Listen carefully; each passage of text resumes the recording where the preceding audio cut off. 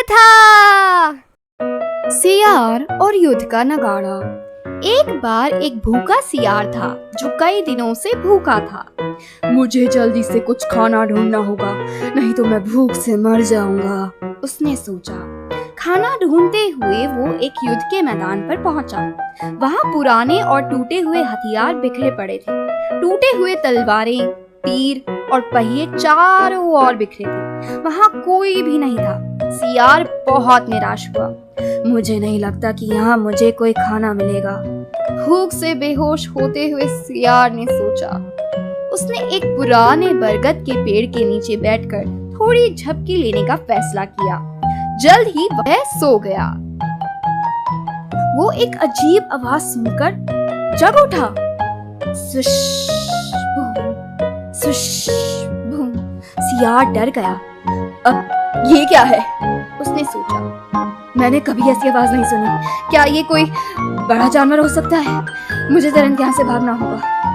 और सियार झाड़ियों की तरफ दौड़ पड़ा।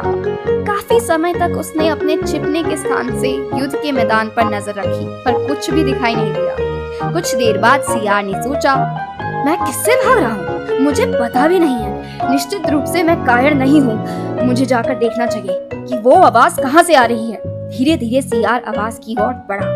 जैसे जैसे वह करीब पहुंचा, आवाज तेज होती गई।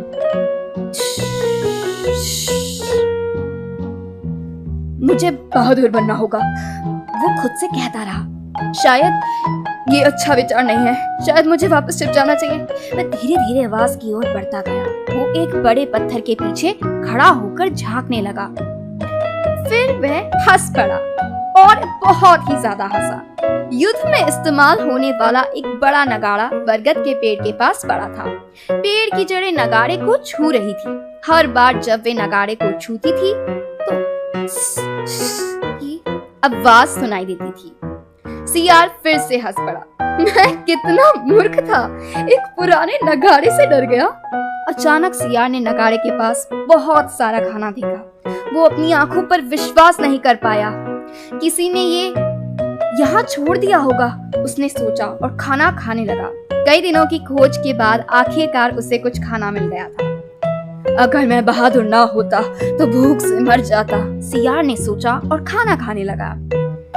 सो बच्चों, आज की इस कहानी से, इस कथा से हमें क्या शिक्षा मिलती है? कि अज्ञात चीजों से नहीं डरना चाहिए। मिलती हूँ मैं आपको अगली कथा में। तब तक के लिए बाय बाय।